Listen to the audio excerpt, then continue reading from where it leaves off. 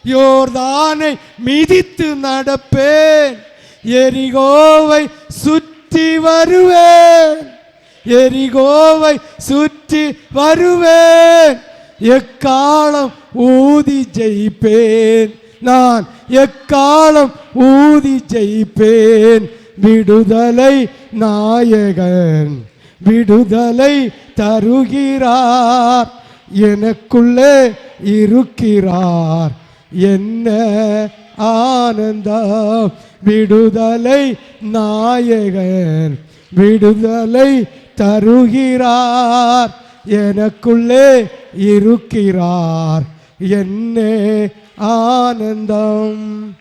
ஹல்லேலூயா, ஹல்லேலூயா, ஹல்லேலூயா. ஆண்டவர் நம்ம ஒவ்வொருவரையும் பார்த்து சொல்லுகிறார், விசேஷித்தவர்கள், விசேஷித்தவர்கள். தேசத்தில் எந்த திருச்சபையிலும் செய்யாத புதுமைகளை, தேசத்தில் எந்த திருச்சபையிலும் செய்யாத சத்தியத்தை, தேசத்தில் எந்த திருச்சபையிலும் செய்யாத புதிய ஜீவனுள்ள பாதையை நான் உங்களுக்கு தருவேன் என்று வாக்கு தந்திருக்கிறார். இந்த வாக்கு தத்தத்தின்படி கர்த்தர் நம்மளை ஆசீர்வதிக்கிறபடியினால் 2 கரங்களையும் வானத்துக்கு நேர உசத்தி ஸ்தோத்திர பலி செலுத்துவோம். சோத்ரம் சோத்ரம் சோத்ரம் சோத்ரம் சோத்ரம் சோத்ரம் சோத்ரம் சோத்ரம். ஹல்லேலூயா.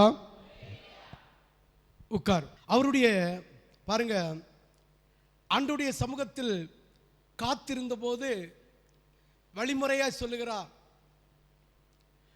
மோசேயிட்ட நான் சொன்னது போல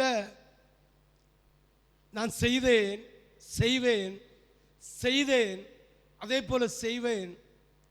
உன்னுடைய விண்ணப்பம் இப்படி இப்படி இருக்க வேண்டும் என்று ஆண்டவராகிய தேவன் வழிமுறையாய் சொல்லி தந்தார்.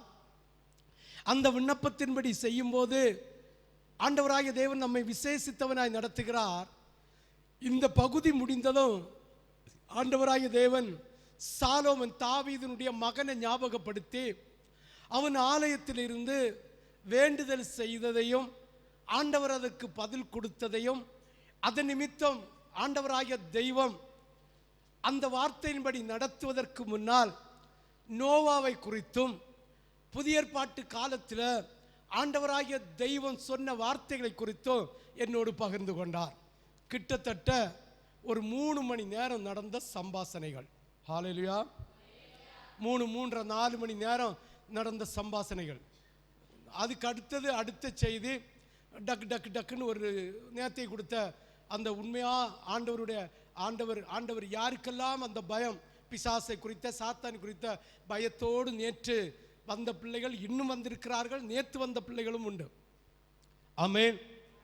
அவர்களுக்கு அந்த பயத்தை போக்கடிக்க வேண்டும் என்று ஆண்டவராகிய தேவன் சொல்லி தந்த வார்த்தை தான் நேற்றையும். ஆமென். இன்னைக்கு பிரத்யட்சமாக நான் செய்வேன் என்று ஆணையிட்டு சொன்ன வார்த்தைகள். ஹல்லேலூயா, ஹல்லேலூயா, ஹல்லேலூயா, ஹல்லேலூயா. இந்த ஆலயத்தில் வந்து பணிந்து கொள்கிற இந்த விடுதலை, இந்த ஆசீர்வாதம் ஆண்டவருடைய விசுவாசிகளுக்கு, அதாவது ஆண்டவருக்கு அர்ப்பணிச்சவங்களுக்கு மட்டுமல்ல, இந்த ஆலயத்தில் வந்து பணிகிற அத்தனை பிள்ளைகளுக்கும். சற்று சிந்தித்து பார்க்க வேண்டும், யோசித்து பார்க்க வேண்டும். ஆண்டவர் சாலோமனை ஞாபகப்படுத்தி அவர் ஆண்டவரை பார்த்து என்னெல்லாம் விண்ணப்பம் வைத்தார் என்று ஞாபகப்படுத்தி தந்தார். அப்பொழுது 1 ராஜாக்கள் புஸ்தகத்தில் தேடின போது அங்கு 8வது அதிகாரம் 28 30 வரை, அடுத்து 37 40 வரை, 1 ராஜாக்கள் புஸ்தகம் 8வது அதிகாரம் 28 30 வரை வாசிக்க கேட்போம். என் தேவனாகிய கர்த்தாவே, உமது அடியேன் இன்று உமது சந்ததியில் செய்கிற விண்ணப்பத்தையும் மன்றாட்டத்தையும் கேட்டு உமது அடியேனுடைய விண்ணப்பத்தையும் வேண்டுதலையும் திருவுளத்தில் கொண்டருளும், உம்முடைய உள்ளத்தில் கொண்டு வாரும் என்று சொல்லுகிறார். ஒரு கவுட வாசிக்கிற இந்த வசனத்தை, என் தேவனாகிய கர்த்தாவே, உமது அடியேன் இன்று உமது சன்னதியில் செய்கிற விண்ணப்பத்தையும் மன்றாட்டையும் கேட்டு உமது அடியேனுடைய விண்ணப்பத்தையும் வேண்டுதலையும் திருவுளத்தில் கொண்டு வந்து, அதாவது உம்முடைய பரிசுத்த உள்ளத்தில் கொண்டு வாரும். உமது அடியேன் இவ்விடத்தில் செய்யும் விண்ணப்பத்தை கேட்கும்படி என்னுடைய நாமம் விளங்க வேண்டும் என்று நீர் சொன்ன ஸ்தலமாகிய இந்த ஆலயத்தின் மேல் உம்முடைய கண்கள் இரவும் பகலும் திறந்திருப்பதாக. சூப்பர் விண்ணப்பம். ஆண்டவர் இதை என்கிட்ட செய்ய சொன்னார், நான் செய்திருக்கிறேன். இந்த ஆலயத்தில் வந்து பாஸ்டர் இல்லை, பாஸ்டர் அம்மா இல்லை, பார்க்காத. வந்து பாஸ்டர் இருந்தாரோ இல்லையோ, இந்த சமூகத்தில் வந்து முழங்கால் போட்டு ஆண்டவருடைய பலிபீடத்தை நோக்கி கண்களை மூடி நீ என்ன வேண்டுதல் செய்தாலும் அதை ஊழியக்காரனுடைய காதில் போடுவார். அதற்காக அவனும் விண்ணப்பம் வைப்பான். வச்சாலும் வைக்காவிட்டாலும் கர்த்தர் உன் விண்ணப்பத்திற்கு செவி சாய்ப்பதற்காகவே கர்த்தர் இன்று இந்த ஆலயத்தை நமக்கு தந்திருக்கிறார். ஹல்லேலூயா, ஹல்லேலூயா. நிறைய அடையாளங்கள் உண்டு, நிறைய அற்புதங்கள் உண்டு. இந்த இடத்துல ஜெபம் நடந்து கொண்டிருக்கும் போது, மேலே சபையில், இந்த சபையில் ஜெபம் நடந்து கொண்டிருக்கும் போது நான் இருக்க மாட்டேன். நான் வெளி யாத்திரை போயிருப்பேன், இல்லாவிட்டால் யாரோடு பேசி கொண்டிருப்பேன். ஆனால் பலிபீடத்தில் நான் நின்று ஆராதிக்கிற சத்தம், நான் நின்று நிற்கும்போது வருகிற நறுமணம், இந்த மனம் வீசப்படுகிறதோ, நான் நின்று பேசுகிற சத்தத்தையும் கேட்ட ஜனங்கள் இங்கே இருக்கிறார்கள். இருக்கிறவர்கள் கையை வசத்துங்க பார்ப்போம். 4 பேர் இப்போலாம் இருக்கணும். அதனால பாஸ்டர் இருந்தார் இல்லைன்னு நினைச்சிடப்படாது. இந்த இடத்துல என்னை உருவாக்கினவரும், என்னை அழைத்தவரும், என்னை தெரிந்து கொண்டவரும், எனக்கு இந்த திருச்சபையை தந்தவரும் அவருடைய பிரசன்னம் வீற்றிருக்கும் என்று கர்த்தர் பேரில் ஆணையிட்டு சொல்லுகிறேன். ஹல்லேலூயா, ஹல்லேலூயா, ஹல்லேலூயா, ஹல்லேலூயா. அப்ப நல்லா யோசிக்கணும். கர்த்தர் செய்ய வச்ச விண்ணப்பம் 30. உமது அடியானும் இந்த ஸ்தலத்தில் விண்ணப்பம் செய்ய போகிற உமது ஜனமாகிய இஸ்ரவேலும் பண்ணும் ஜெபத்தை கேட்டருளும். பரலோகமாகிய உம்முடைய வாசஸ்தலத்திலே அதை நீர் கேட்பீராக. கேட்டு எங்களுடைய பாவங்களை எல்லாம் மன்னிப்பீராக. ஹல்லேலூயா. ஒன்று சொல்லட்டா, யாருடைய பாவம் மன்னிக்கப்பட்டதோ அவனுக்கு நிறைவான உன்னதத்தின் ஆசீர்வாதம் உண்டு. யாருடைய பாவம் கொஞ்சம் மன்னிக்கப்பட்டதோ அவனுக்கு உன்னதத்திலிருந்து கர்த்தர் தார ஆசீர்வாதம் கொஞ்சம். யாருடைய பாவம் மன்னிக்கப்படலையோ அவனுடைய வீட்டில் உபத்திரவும், கண்ணியும், பாடுகளும், வேதனைகளும் உண்டு. நம்ம பாவம் மன்னிக்கப்பட்டு விட்டால் அவருடைய வரத்திலிருந்து, அது எப்படி ஒரு 6 இன்ச் ஓசில தீ மூட்டத்தை போட்டால் புகை எப்படி எழும்பி போகுமோ, புகை எப்படி போகுமோ, அதே போல தேவனுடைய மகிமை பிரசன்னம், அவருடைய ஆசீர்வாதம் நமக்கும் நம்ம குடும்பத்துக்கும் இறங்கிக்கிட்டே இருக்கும். ஹல்லேலூயா, ஹல்லேலூயா, ஹல்லேலூயா, ஹல்லேலூயா, ஹல்லேலூயா. பரலோகமாகிய உம்முடைய வாசஸ்தலத்திலிருந்து நீர் அதை கேட்பீராக. கேட்டு மன்னிப்பீராக. எங்க விண்ணப்பத்திற்கு தடையாயிருக்கிற பாவத்தை எல்லாம் மன்னிப்பீராக என்று விண்ணப்பம் வைக்கிறார். ஹல்லேலூயா. 34 இருந்து வாசிக்கிறேன்.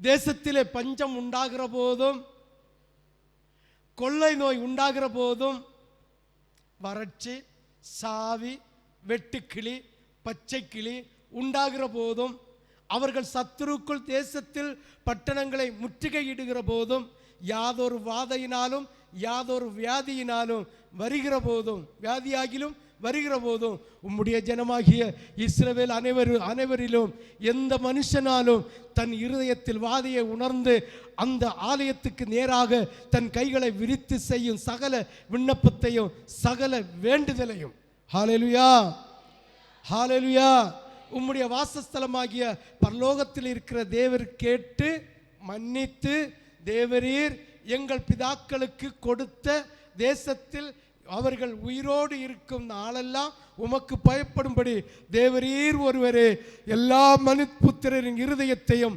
அறிந்தவராதலால் நீர் அவனவன் இருதயத்தை அறிந்திருக்கிறபடி அவனவனுடைய வழிகளுக்கு தக்கதாக செய்து அவனவனுக்கு பதில் அளிப்பீராக. நிச்சயமாக சொல்றேன், இந்த ஆலயத்தில் வந்து நீ முழங்கால் போட்டது வீண் போகாது. நீ என்ன விண்ணப்பம் வைத்தியோ அந்த விண்ணப்பத்துக்கேற்ற பிரதிபலனாக உன்னுடைய இருதயம் எப்படி அர்ப்பணிக்கப்படுகிறதோ அதன் பிரகாரமாக உன் பாவத்தை மன்னித்து உன்னுடைய இருதயத்தின் நினைவு பிரகாரம் உன்னை அவர் பரலோகத்தில் இருந்து சீயோனில் இருந்து உன்னை கண்ணோக்கி பார்த்து உன்னை ஆசீர்வதிப்பேன் என்று வாக்கு தருகிறார். ஹல்லேலூயா.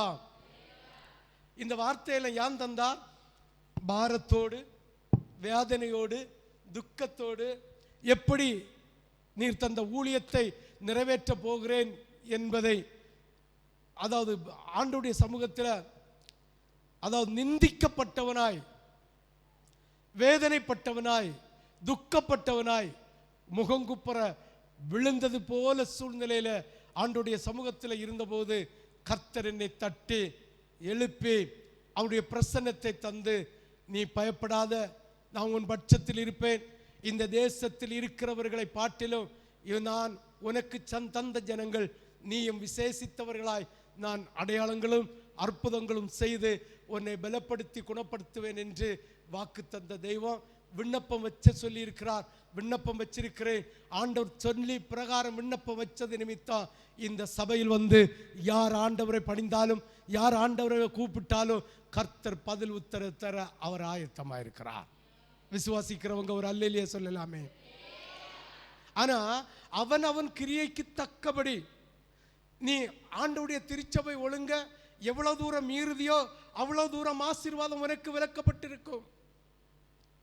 எவ்வளவுக்கு ஆண்டவருடைய திருச்சபையின் ஒழுங்க நீ ஏற்றுக்கொண்டு நடக்குதியோ அதற்கு ஏற்ற ஆசீர்வாதத்தை உச்சிதமாக பரலோகத்தில் இருந்து உனக்கு தரப்போகிறார். ஹல்லேலூயா, ஹல்லேலூயா. விண்ணப்பத்தை கேட்டு கர்த்தர் பதில் அளித்த விதம். ஹல்லேலூயா. வாசிக்க கேட்போம். 1 ராஜாக்கள் புஸ்தகம் 9வது அதிகாரம் 3வது வசனம். கர்த்தர் அவனை நோக்கி, நீ என் சமூகத்தில் செய்த உன் விண்ணப்பத்தையும் உன் வேண்டுதலையும் கேட்டேன். நீ கட்டின இந்த ஆலயத்தில் என் நாமம் என்றென்றைக்கும் விளங்கத்தக்கதாக அதை பரிசுத்தமாக்கினேன். என் கண்களும் என் இருதயமும் எந்த நாளும் அங்கே இந்த சபையில இருக்கும் என்று கர்த்தர் வாக்கு தருகிறார். விசுவாசிக்கிறவர்கள் கரங்களை தட்டி அப்பாவை மகிமைப்படுத்து.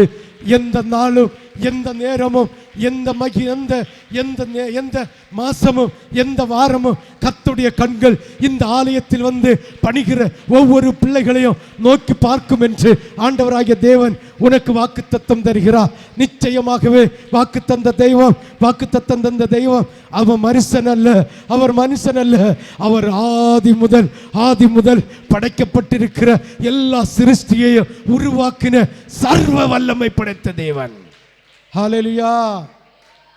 இந்த வாக்குத்தத்தத்தை தந்த தெய்வன் தான் யாத்திராகமம் 34:10 தந்தார். அதன்படி கர்த்தர் நம்மளை ஆசீர்வதிக்க போகிறார். ஹல்லேலூயா, ஹல்லேலூயா. இந்த உடன்படிக்கையின் வாக்குத்தத்தத்தை இந்த 2025 9வது மாசம் 2வது வாரத்தில் கர்த்தர் தந்திருக்கிறார். நீ படிச்சு வச்சு பாரு, இந்த 25 முடிய முன்னாலேயே நிறைவேற தொடங்கிவிடும் என்று சொல்லுகிறார். ஹல்லேலூயா, ஹல்லேலூயா. இந்த வாக்குத்தத்தங்கள் ஒரு பக்கம் இருக்க, ஆண்டவர் இன்று நம்மோடு பேசும்படியாக, கர்த்தர் வார்த்தைகளை தரும்படியாக ஒரு சில வார்த்தைகளை வைத்திருக்கிறார் என்று என் மனக்கண்கள் சொல்லுகிறது. ஹல்லேலூயா, ஹல்லேலூயா. இதே போல நோவாவோடு உடன்படிக்கை பண்ணினார். நோவாவுக்கு ஒரு வாக்குத்தத்தம் கொடுத்தார். 9வது அதிகாரம் 1வது வசனம். 6லே படிக்கும்போது நோவாவுடைய சரித்திரம் வருது. இந்த இருந்த மனுஷனுக்குள்ளே நீதிமானாய் கர்த்தர் கண்டார், நல்லவனாய் கர்த்தர் கண்டார், பரிசுத்தவானாய் கர்த்தர் கண்டார். அதனால் ஒரு பொறுப்பை கொடுத்தார். ஆமே. நோவா திராட்சரசம் குடிக்க வந்தானே, குடிகாரனாக இருக்கட்டு, அக்கிரமக்காரனா இருக்கட்டு, அவன் இருந்த ஒரு கொள்கை, தேவனை தவிர விக்கிரகத்தை வழிபட்டது இல்லை. ஆமே. ஆண்டவர் சொன்ன வார்த்தையில ஒரு வைராக்கியம் உடையவனாயிருந்தான். நோவாய்ட்ட உள்ள இந்த 2 குணம் தான். தேவனை தவிர இன்னொரு விக்கிரக தேவனை அவன் வழிபட்டதில்லை, ஒன்று. 2வது, ஆண்டவர் சொன்ன வார்த்தைக்கு வைராக்கியம் உள்ளவனாயிருந்தான். எப்படி? நோவாவை, வா வா, நான் கொஞ்சம் காலத்துக்குள்ள இந்த தேசத்தை அழிச்ச போறேன், அக்கிரமம் பெருவியாச்சு, என்னுடைய சமூகத்துக்கு ஜனங்களுடைய அக்கிரமம் வந்து எட்டிட்டு, அதனால வெள்ளப்பிரளயத்தினால் வெள்ளப்பெருக்கத்தினால் அழிக்க போறேன். அதனால நான் இப்ப சொல்லித்தாரத இந்த தேசத்தில் இருக்கிற எல்லா ஜனங்களுக்கும் போய் பிரசங்கம் பண்ணுன்னு சொன்னான். நம்மள இங்க என்ன சொல்லுவோம்? அவர் என்ன சொன்னார் தெரியுமா? வெள்ள பிரளயத்தினால் தேசத்தை கவிழ்த்து போட போறார், உன் குடிய மாத்து, உன்னுடைய விக்கிரகாராதனை என்கிற விபச்சாரத்தை மாத்து, சோர மார்க்கத்தார் செய்கிறது போல ஓர்ணை சேர்க்கையை மாற்று, கர்த்தருக்கு பயப்படும் பயத்தில் வாழ்ந்து, நான் கடைசியில் ஒரு பேழையை உண்டு பண்ணுவேன், எல்லாரும் அந்த பேழைக்குள்ள வாருங்கன்னு கூப்பிட்டார். அவனுடைய செய்தியுடைய சுருக்க சாராம்சம் இதுதான். தேவனுடைய வருகை குறித்து, தேவனுடைய ராஜ்யத்தை குறித்து பிரசங்கம் பண்ணுறான். பிரசங்கம் பண்ண சொல்றான், பண்றான். அந்த தேசத்தில் எத்தனை பேர் இருந்தாங்க? நிறைய ஜனங்கள், லட்சாதி லட்சம் ஜனங்கள் இருந்தாங்க. அந்த ஜனங்களுக்குள்ள யாரெல்லாம் இருந்தாங்க? ரனீச போல வேலை செய்கிறவங்க, ஆசிரியர் போல வேலை ஒரு ஆஃபீஸர் ரேங்கில் இருக்கிறவங்க, நம்ம இவங்களை போல நல்ல தொழில் செய்கிறவங்க, நல்ல ராஜாக்கள், மந்திரிகள், நல்ல ராணிகள், ராணிக்கு தாதிமார்கள், இல்லை உலகத்தில் ஆசாரிய ஊழியம் செய்த ஊழியக்காரர்கள் இன்னும் இருக்கிறது போல பெரிய தீர்க்கதரிசி, சின்ன தீர்க்கதரிசி, மகா பெரிய தீர்க்கதரிசி, அப்போஸ்தலர், இப்படி ஆண்டவருக்கு மகா பலிபீடத்திலும் பலிபீடத்திலும் பலியிடக்கூடிய, ஆண்டவருக்காக கனம் செலுத்தக்கூடிய ஆசாரியர்களும் இருந்தார்கள். இருந்தார்களா இல்லையா? இருந்தார்கள். இத்தனை பேருக்கு கூட்டத்தில் தான் இத்தனை கனம் பொருந்தினவர்கள் என்று உலகத்தில் சொல்லக்கூடக்கூடிய பிரகாரமாக இருக்கிற இந்த ஊழியக்காரர்கள் மத்தியிலையும், ராஜாக்கள் மத்தியிலையும், இந்த தரித்திரர்கள் மத்தியிலையும், சாபம் செய்கிறவங்களை மத்தியிலும், பாவம் செய்கிற மத்தியிலையும் ஆண்டவர் நோவாவை அனுப்புகிறார். நோவாவை சரித்திரத்தை எடுத்து படிங்க. நோவாவை பரிகாசம் அடிக்காதவன் இல்லையா? ஆண்டவர் இவன்கிட்ட பேசினாரா, இவனுக்கிட்ட வந்து பேசினாரா, இங்க பலியிடுகிறவன் எல்லாம் ஆசாரியம் இல்லையோ, ஊழியக்காரன் இல்லையோ, இங்கு ஊழியம் செய்கிறவன் ஊழியக்காரன் இல்லையோ, இங்கு வேலை செய்கிறவன் ஆண்டவருக்கு பிரியமா இல்லையோ, ஆட்டுக்கிடாக்களுடைய தினத்தை கொண்டு பலியிடுகிறவன் ஊழியக்காரன் இல்லையோ, ஆடுகளை வெட்டி பலியிடுகிறவன், கோழிகளை வெட்டி புறாக்குஞ்சுகளை வெட்டி ஆண்டவருக்கு பிரியமான நறுமணத்தை போல பலியை செலுத்துகிறவன் ஆண்டவருக்கு வேலை சொல்லலையோ, எல்லார்கிட்டையும் சொல்லாததை இவர்கிட்ட வந்து சொல்லிச்சின்னு பரிகாசம் அடித்தார்கள். சிலர் சொன்னார்கள், ஏன்னா இவனுக்கு முந்தின காலத்தில் இன்னொரு பழக்கம் இருந்து, குடிச்சிற பழக்கம் இருந்து, திராட்சரசம் குடிக்கிற பழக்கம், இவன் குடிச்சிட்டு பினாத்துகிறானோ என்று பல ரீதியில பரிகாசம் அடித்தார்கள். இவனும் கிட்டத்தட்ட பிரசங்கம் பண்ணி 120 வருஷம் பிரசங்கம் பண்ணினான். எத்தனை வருஷம்? நானும் கிட்டத்தட்ட 16 வருஷம் பிரசங்கம் பண்ணிட்டே இருக்கேன். உபதேசம், சுவிசேஷம், கிராம ஊழியன்னு தொடங்கி சபை ஊழியம் 10 வருஷம்னு 16 வருஷம் நானும் பிரசங்கம் பண்ணிட்டே இருக்கேன். ஆமென். நோவா எத்தனை வருஷம்? அப்ப 120ல் 16 போன இனி எத்தனை வருஷம்? 104 வருஷம் இன்னும் நான் பிரசங்கம் பண்ண வேண்டிய இருக்கு. 8 பேரை மனம் திரும்ப வச்சா. எத்தனை பேரை சொல்லுங்களா? நோவா எத்தனை வருஷம்? கிட்டத்தட்ட 120 வருஷம். கணக்கு கூட்டி கழிச்சு பார்த்தா சரியா இருக்கும். 120 வருஷம். நான் எத்தனை வருஷம்? 16 வருஷம். அப்ப நோவாவை போல பிரசங்கம் பண்ணக்கு நீ எத்தனை வருஷம் இருக்கு? 104 வருஷம். இந்த 120 வருஷம் பிரசங்கம் பண்ணி பேழைக்குள்ள எத்தனை பேரை சேர்த்தா சொல்லுங்களா?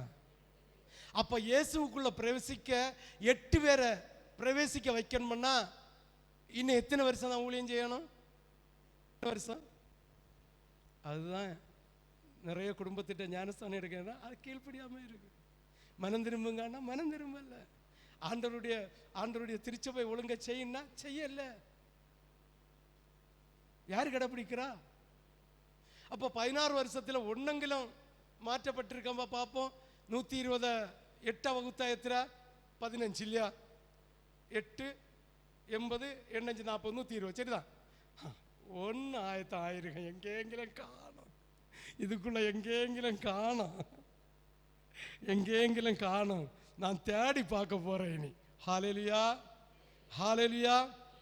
நல்லா புரிஞ்சுடுங்க. அவன் 120 வருஷம் பிரசங்கம் பண்ணா ஒரு தீர்க்கதரிசி, ஒரு ஆசாரியம், ஒருத்தனும் மனம் திரும்பல. சொன்னவன பைத்தியானோ. எச்சரிக்கை வார்த்தை சொல்லுகிறவனுக்கு உலகத்தார் கொடுக்கிற பட்டம் பைத்தியம். பைத்தியம். ஆமென், ஹல்லேலூயா. சிந்திச்சு பாருங்க. இப்ப நோவா பிரசங்கம் பண்ணிட்டு போனா கடைசியில் வெள்ளப்பிரளயம் வந்தது. வெள்ளப்பிரளயம் வானத்தின் மதல்களையும் பூமியின் ஆழ நீரூற்று மதல்களையும் நீரூற்று கண்களையும் திறக்கும். 1 மணிக்கூர் நேரத்துக்கு முன்னையும் 1 நிமிஷத்துக்கு முன்னையும் அவன் பிரசங்கம் பண்ணியிருப்பானா பண்ண மாட்டானா? பண்ணியிருப்பான். யார் மனம் திரும்பினது தெரியல. பார்த்தார் ஆண்டவர், இதெல்லாம் சரிப்பட்டு வராது. நோவாவே ஓடிப்போ, பேழை உண்டாக்கு. பேழை இயேசு கிறிஸ்துவுக்கு அடையாளம். இயேசு கிறிஸ்துனா சபைக்கு அடையாளம். நீ பேழை உண்டாக்கு. புதிய ஏற்பாட்டில் அது பேழை உண்டாக்கு. வேற யாரும் விழிச்சா வரமாட்டான், கூப்பிட்ட வரமாட்டான். நீ உன் வீட்டில் இருக்கிற ஒன்றை சேர்த்து 8 பேரும் பேழைக்குள்ள போங்க. நான் அந்த பேழைய சபை ஆட்டு கணக்கு பண்ணின்னு வச்சுக்கோமே. ஆமே. அப்ப சபையில இருக்கிற ஆண்டவருக்காக அர்ப்பணிச்சு அவருடைய உடன்படிக்கையை நிறைவேற்றி அதன்படி நடக்கிற பிள்ளைகளை அவருடைய பரதேசிக்குள்ள பிரதேசின்னு சொல்லுவார். ஆமே. ஹல்லேலூயா, ஹல்லேலூயா, ஹல்லேலூயா. அப்ப நீ ஆண்டவருடைய வருகை சமீபம் என்பதை கூறி ஆண்டவருடைய ராஜ்யம் இதோ வருகிறது என்று எச்சரிக்கிற ஊழியத்தில் எத்தனை பேர் தங்குவாங்க சொல்லுங்களா? எத்தனை பேர் நினைச்சிருப்பாங்க? அபூர்வமான காரியம். 4000 5000 பேர் ஒரு சபையில இருக்கிறான்னு அறிஞ்சாலே நீ நினைக்கணும் இது எந்தோ ஒரு சம்திங் ராங்னு சொல்லணுமா வேண்டாமா? அந்த ஊழியக்காரனுக்கு யார தெரியும்? 5000 பேர் இந்த இடத்துல தான் 3 ஆராதனை நடக்குது. ஒரு ஆராதனைக்கு ஒரு 1000 பேர், 3 ஆராதனைக்கு 3000 பேர். எனக்கு யார தெரியும்? 1:30 மணிக்கு ஆராதனை. என்னிட பேச நேரம் கிடைச்சுமா? வருவனும் ஆராதிப்பினும் போவனும் இருப்பினும் வருவனும் போவனும் இருப்பினும் வருவனும் போவனும் இல்லை 4 ஆராதனை நடக்கிட்டு வருவனும் போவனும். எனக்கு யார தெரியும்? என்ன யாரு புரிஞ்சு கொள்வா? தெரியாது. அப்போ ஒரு ஆத்மாவுக்காக திறப்பில் நின்று அந்த ஆத்மாவுடைய இருதயத்தை கழுவும்படி நம்முடைய சரீர ஆத்மாவை ஒப்பு கொடுத்து பரலோகத்து போக்காக எப்படி கழுவி சுத்தப்படுத்த முடியும்? எப்படி உத்தரவாதத்தை கொடுக்க முடியும்? அப்ப 4000 5000 2000 ஆத்மா இருக்குதுன்னா உடனே நம்ம நினைக்கணும் ஏதோ சம்திங் ராங். வெளிப்படுத்தின விசேஷம் 13வது அதிகாரம் 16வது அதிகாரம் 13வது வசனம்னு நினைக்க.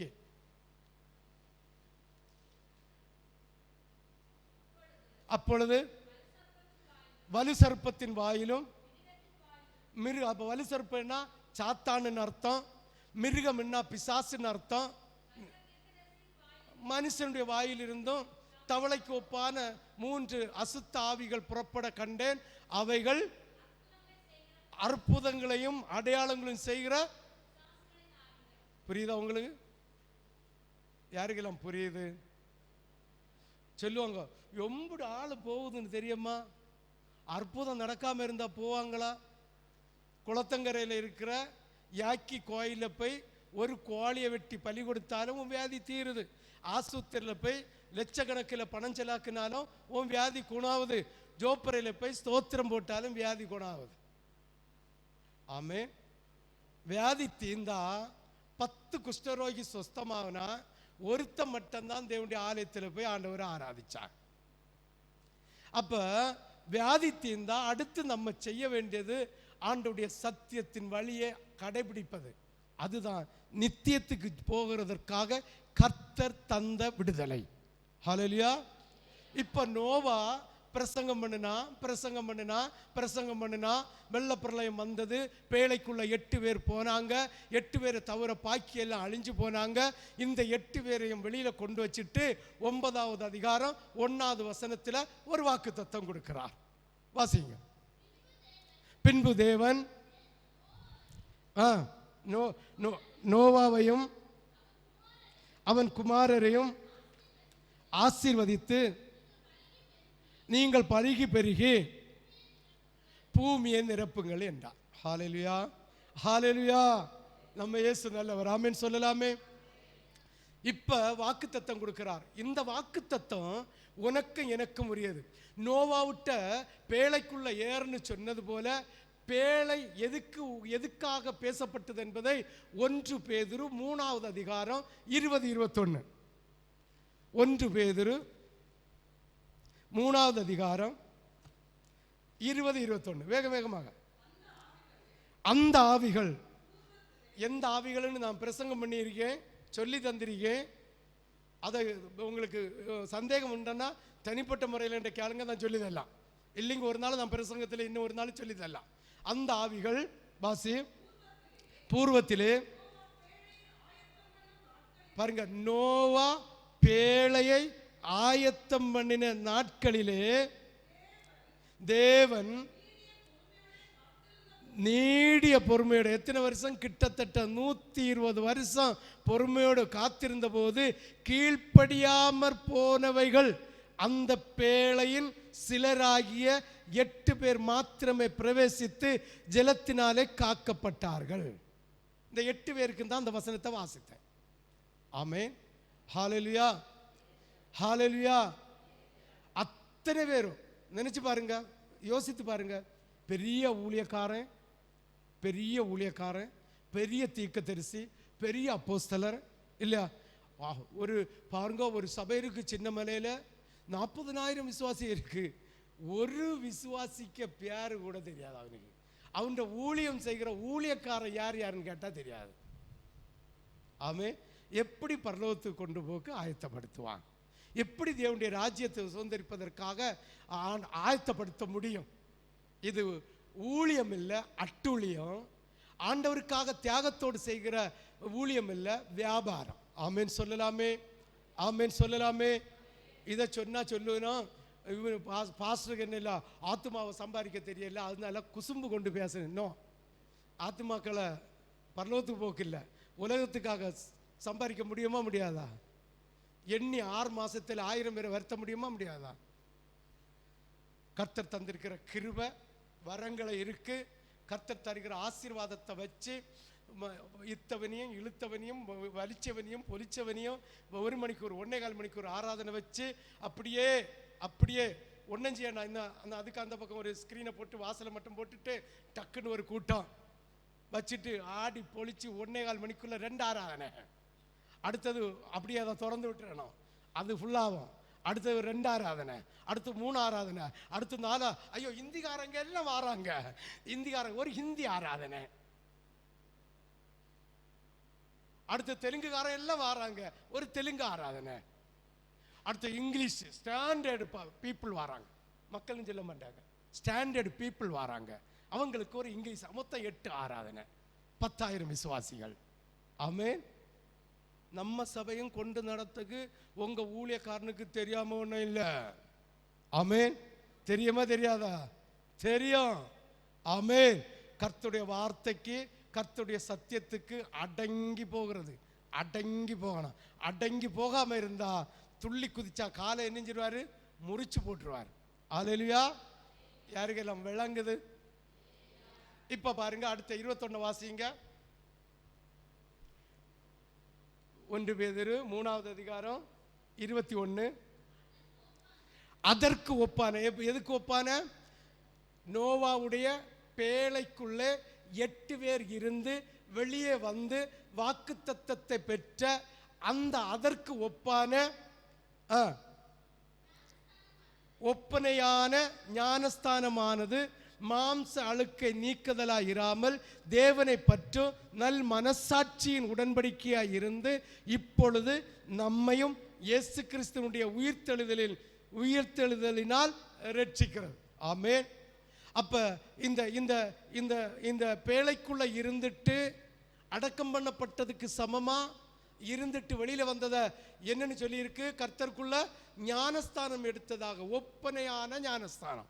ஹல்லேலூயா, ஹல்லேலூயா, ஹல்லேலூயா. இந்த ஞானஸ்தானத்தை எடுப்பதற்கு கர்த்தர் உங்களை அழைக்கிறார்.